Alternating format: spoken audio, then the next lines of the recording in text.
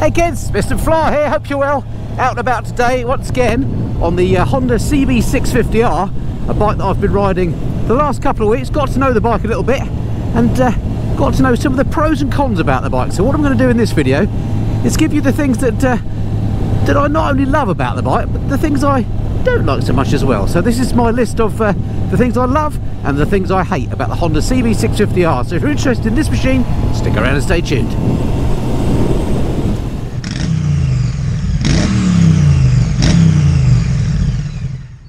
Okay then, so to the first item in my things I hate about the CB650R. Now hate is a bit of a strong word, but this is one that does get on my nerves a bit, and it's not just the CB650R that suffers from this particular thing. What am I talking about? I'm talking about the need for a tail tidy. So many new bikes to do this. Look at this. So on the CB650R, you've got this incredible monstrosity hanging off the back here that just looks awful, particularly from the side. I think if this was neatened up and this lot was all up here, this would look so much better at the back end. I like the sort of short, stubby look on bikes. I don't like this long look. This is only done because when bikes are sold in the UK brand new, there has to be something further back than the rear of the tyre. So by putting the number plate back like that, it's within the regulations. That's the only reason why it's like that. It's just absolutely ridiculous.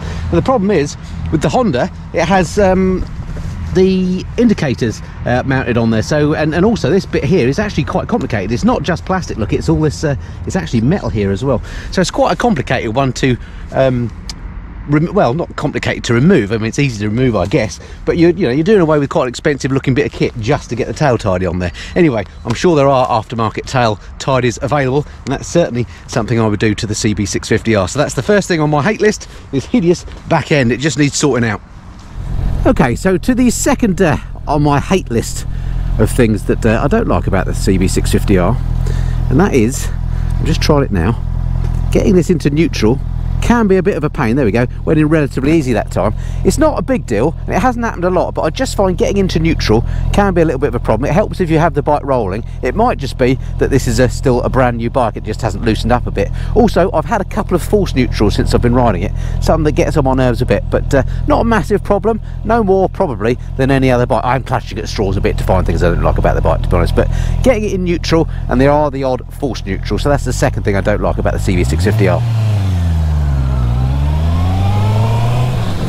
Okay, so to the next thing I don't like about the bike, and this is something that only happens rarely, but I have noticed it, and that is that certain rev combinations at certain higher speeds, there are some vibes on the bike, mostly through the foot pegs and the seat, to be honest. Now, it's not a big deal, but they are there, and if one of your big reasons for getting the 650R is the fact that it's got a 4-cylinder smooth engine, which is beautiful by the way, then you may be surprised to feel some vibes at certain rev combinations. It seems to be about 4,500 RPM in 4th gear, seems to be when it hits in. It's only in that one spot. Every other time I'm not in that region at the moment. I'm doing 35 at the moment in 4th, and the bike is as smooth as you like. So yeah, again, clutching at straws a bit for things that I don't like about the bike, but there is a little bit of vibrations. It's certainly not enough to put me off the bike though.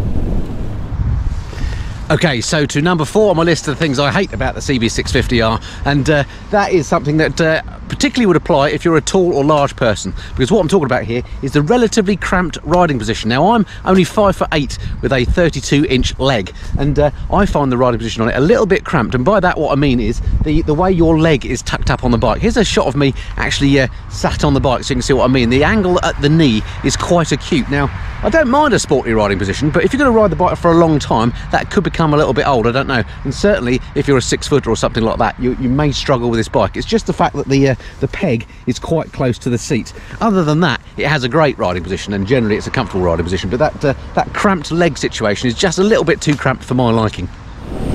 Nobody likes to whinge, do they? So let's move swiftly on to the top 5 things I love about the Honda CB650R. Okay, to the first thing that I love about the bike then, and that is straightforward. It's just the way it looks. I think Honda have played an absolute blinder with the CB650R. It's a lovely looking bike. I mean, it's sort of retro, but it's sort of modern at the same time. It's some kind of modern retro, if you like. Let me just give you a little look at the bike. Here we go. I mean, it's got the fuel tank in the place that it should be. It looks like a fuel tank. It looks like a motorbike. But it doesn't look like an old-fashioned motorbike. They've not tried to make it look like something that it isn't, or pretend that it's old. It looks thoroughly modern, in fact, particularly with things like you know, the lighting at the front, the LED lighting makes it look very modern. The shaping here, the cowling looks modern. I think the engine with this lovely bronze work looks really nice. I just think they've done a cracking job on the looks of the bike. So that's the first thing that I love about the CB650R, the looks of the bike. Obviously a subjective thing, but it appeals to me. Okay, so on to number 2 of the things I love about the CB650R, and this is something that's common with all 4-cylinder machines really, and that is that it just sounds epic when you wind it up. So I'm just coming onto a bit of a faster road here. Have a listen to this, see what you think. Hopefully the mic will pick it up sufficiently.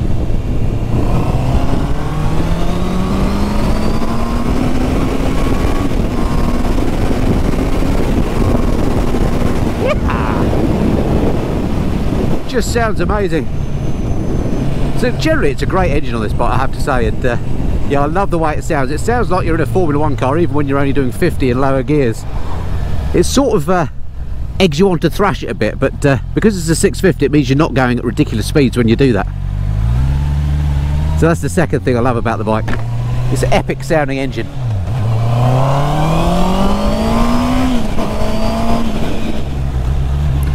Okay, on to the third thing that I love about the bike, and that is straightforward. It's real world power. 650cc machines like this have, I think, exactly the right power for the road. You can, unlike some of the bigger bikes, the 1000cc sports bikes etc., that you just can't even tickle their capabilities on the road. On a 650 this puts out 95 brake horsepower, or 94 bhp I should say, but you feel like you can exercise the bike and you can use most of that on the road without going at silly speeds. And I love that about the bike. Proper real world power. There's never any lack of it there when you need to overtake.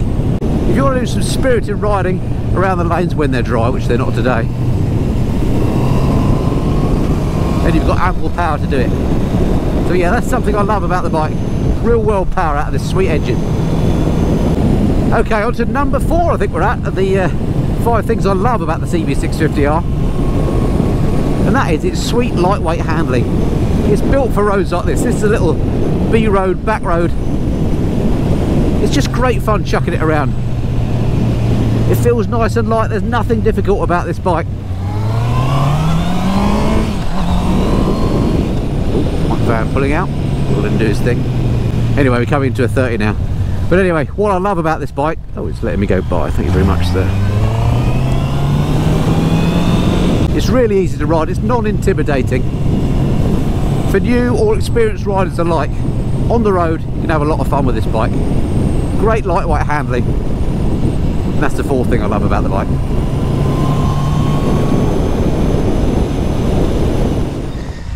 Okay, so to the last thing on the list of the things I love about the CB650R, and that's very straightforward. It's just the fact that it's a Honda, and what that means is you get that legendary Honda reliability. I personally have owned a couple of Hondas in my time. I've never had a problem with either of them in terms of reliability. I keep hearing stories from people about how bulletproof they are, and I think this bike would be no exception. So that's a great thing about the bike. You can be pretty sure it's going to be reliable.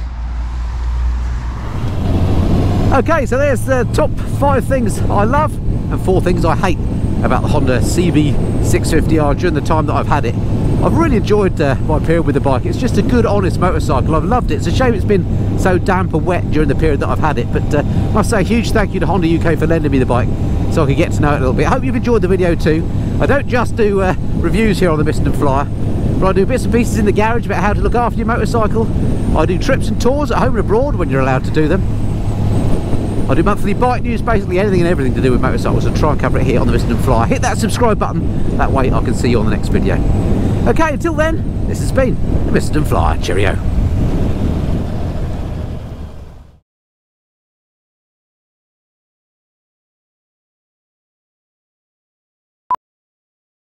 Okay, so to the final thing that I love about the CB650R, and that's straightforward, it's just the fact that it's a Honda, and that means this bike is going to be reliable as you like. I've never had a Honda that's let me down yet. I'm always hearing stories about how reliable Hondas are. They've got a reputation for being super reliable. This bike's under no great stress. I think if you got one of these, it's going to be cheap to run, it's going to be dead reliable, and yeah, it's just, I mean, it's a Honda. That's a good thing. So that's number 5 on my list. You can't go wrong with a Honda.